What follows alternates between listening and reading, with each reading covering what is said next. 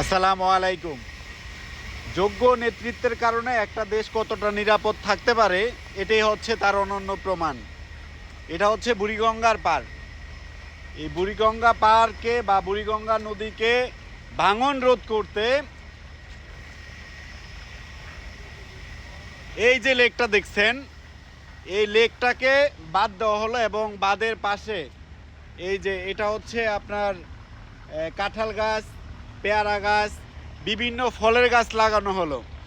তো এই ফলমূলের গাছ লাগানোটাই উদ্দেশ্য ছিল না, উদ্দেশ্য ছিল নদীকে ভাঙন রোধ করা।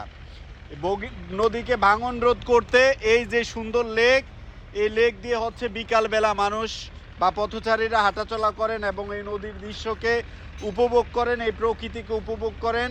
আর পাশাপাশি যে ফলের গাছটা, এটি হচ্ছে যোগ্য ব্যক্তি বা মেধাভিত্তিক নেতাদের কৃতকর্ম বা তাদের কৃতিত্ব।